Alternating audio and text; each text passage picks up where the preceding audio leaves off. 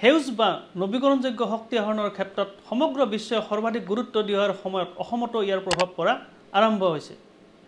Gas বা কয়লাভিত্তিক gas প্ৰকল্পৰ জৰিয়তে পৰ্যাপ্ত পৰিমাণৰ বিদ্যুৎ আহৰণত চৰকাৰ সক্ষম নোহোৱাৰ পৰিপ্ৰেক্ষিতত শেহতীয়াকৈ এতিয়া সৌৰ শক্তি প্ৰকল্পৰ ওপৰত অসম চৰকাৰে গুৰুত্ব আৰোপ কৰিছে। ইতিমধ্যে G20 বৈঠকত অন্যান্য দেশৰ লগতে ভাৰতবৰ্ষয়ো বা ভাৰত চৰকাৰেও নবীকৰণযোগ্য শক্তি আহৰণত গুৰুত্ব আৰোপ কৰিছিল।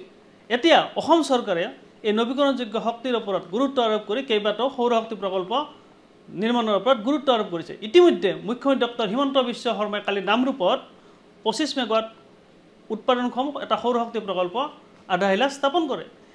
এই প্ৰকল্পটোত প্ৰায় 126 কোটি টকা ব্যয় হ'ব আৰু এই প্ৰকল্পটোত অসম বিদ্যুৎ উৎপাদন কোম্পানী লিমিটেডৰ লগতে অইল ইণ্ডিয়া লিমিটেডে যুটীয়াভাৱে এই প্ৰকল্পটো নিৰ্মাণ সম্পূৰ্ণ কৰিব। অকল এইটো প্ৰকল্পই নহয়, সৰু সৰু আন কেইবাটাও সৌৰ শক্তি প্ৰকল্প ইতিমধ্যে উৎপাদন অসমত আৰম্ভ হৈছে। চৰকাৰৰ প্ৰচেষ্টাত আৰম্ভ হোৱা এই প্ৰকল্পকেইটাই প্ৰায় 175 মেগাৱাট সৌৰ শক্তি উৎপাদন কৰিবলৈ সক্ষম হৈছে। এই প্ৰকল্পকেইটা আছে আমগুৰি, ওদালগুৰি, বকো, শিলচৰ আৰু চামগুৰি। এইকেইটা সৌৰ শক্তি প্ৰকল্পৰ জৰিয়তে 175 মেগাৱাট বিদ্যুৎ উৎপাদন কৰিবলৈ সক্ষম হোৱাৰ পাছত এতিয়া আন কেইবাটাও সৰু সৰু প্ৰকল্প নিৰ্মাণৰ বাবে চৰকাৰে পদক্ষেপ গ্ৰহণ কৰিছে। নামৰূপৰ প্ৰকল্পটোৰ উপৰিও 2025 চনৰ ফেব্ৰুৱাৰীৰ ভিতৰত চনবিল চলাৰ প্ৰজেক্ট, য'ত 70 মেগাৱাট সৌৰ শক্তি উৎপাদনৰ লক্ষ্য নিৰ্ধাৰণ কৰিছে, এই প্ৰকল্পটো 2025 চনৰ ফেব্ৰুৱাৰীৰ ভিতৰত নিৰ্মাণ সম্পূৰ্ণ কৰিব বুলি অসম চৰকাৰে আশা প্ৰকাশ কৰিছে। ইয়াৰ উপৰিও গোলাঘাটত ফ্লোটিং চলাৰ প্ৰজেক্ট এটা প্ৰায় 100 মেগাৱাট সৌৰ শক্তি উৎপাদনৰ লক্ষ্য নিৰ্ধাৰণ কৰিছে আৰু এই প্ৰকল্পটো 2026 চনৰ ভিতৰত সম্পূৰ্ণ হ'ব বুলি চৰকাৰখনে আশা ব্যক্ত কৰিছে। ইয়াৰ উপৰিও 100 মেগাৱাট উৎপাদনৰ লক্ষ্য লৈছে বটদ্ৰৱাৰ পৰা। বটদ্ৰৱাত এটা এগ্ৰি পাৱাৰ প্ৰজেক্ট এটা লৈছে তেওঁলোকে, এইটো 2025 চনৰ ডিচেম্বৰৰ ভিতৰত সম্পূৰ্ণ হ'ব বুলি আশা কৰিছে। ঠিক সেইদৰে তেজপুৰতো লৈছে একে প্ৰকল্প, য'ত 100 মেগাৱাট সৌৰ শক্তি উৎপাদন হ'ব আৰু এইটো প্ৰকল্পৰ নিৰ্মাণৰ সময় নিৰ্ধাৰণ কৰিছে 2026 চনৰ এপ্ৰিল, অৰ্থাৎ 26 এপ্ৰিলৰ ভিতৰত তেজপুৰ প্ৰকল্পটো নিৰ্মাণ সম্পূৰ্ণ হ'ব।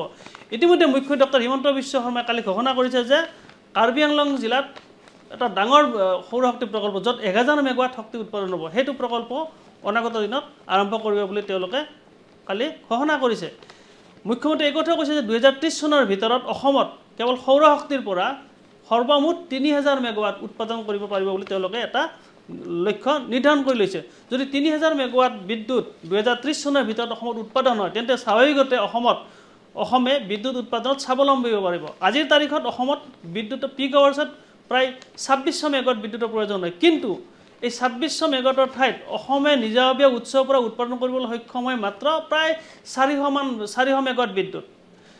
তাৰ বিপৰীতে আমি যদি চাব যাওঁ প্ৰায় 1900 মেগাৱাট দিনটোত প্ৰয়োজন হোৱা 1900 মেগাৱাট বিদ্যুৎ মানে বিদ্যুৎৰ অভাৱ দূৰ কৰাৰ বাবে চৰকাৰখনে বহি উৎসৰ ওপৰত নিৰ্ভৰ কৰিব লগা হয়, অৰ্থাৎ অধিক দাম দি বাহিৰৰ ৰাজ্য বা অন্য উৎসৰ পৰা অসম চৰকাৰে বিদ্যুৎ উৎপাদন কৰিব লাগে, যাৰ ফলত অসমত বিদ্যুৎৰ নিৰিখ দিনে দিনে বৃদ্ধি হৈ গৈ আছে। এতিয়া চলাৰ প্ৰকল্পসমূহ যদি সফল কৰিব পাৰে, তেতিয়াহ'লে স্বাভাৱিকতে অসমে বিদ্যুৎ উৎপাদনত স্বাৱলম্বী হোৱাই নহয়, যে ইয়াৰ যে বিদ্যুৎৰ নিৰিখ যিটো বছৰে বছৰে বৃদ্ধি হৈ আছে, এই নিৰিখো এটা ষ্টেবল পৰিস্থিতিলৈ আনিব পাৰিব, অৰ্থাৎ গ্ৰাহকক সকাহ দিব পাৰিব।